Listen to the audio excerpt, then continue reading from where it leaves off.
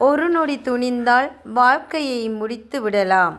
ஆனால் ஒவ்வொரு நொடியும் துணிந்தால் அதே வாழ்க்கையை ஜெயித்து விடலாம்.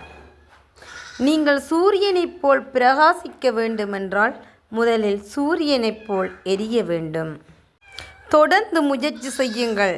தோல்வி கூட ஒரு நாள் உங்களிடம் தோற்றுவிடும். இன்றைய வழி நாளைய வெற்றி. 24ஆம் தேதி பங்குனி மாதம் 2025ஆம் ஆண்டு. புலம்பெயர் தேசத்தில் வாழ்ந்தாலும் இம்மண்ணையும் மக்களையும் தம் மனதோடு வைத்து மட்டு நகரில் மழலைகளின் துயர் கண்டு அவர்களின் துயர் துடைத்த வள்ளல் திருமதி ரஞ்சனா கதிரவேலு. இவரால் இப்பணிகளுக்காக 100 சுவிஸ் பிராங்குகள் அன்பளிப்பாக வழங்கப்பட்டுள்ளது. இவரை நன்றியுடன் மக்கள் வாழ உதவும் நிறுவகம் வாழ்த்தி வணங்கி நிற்கிறது. நன்றி.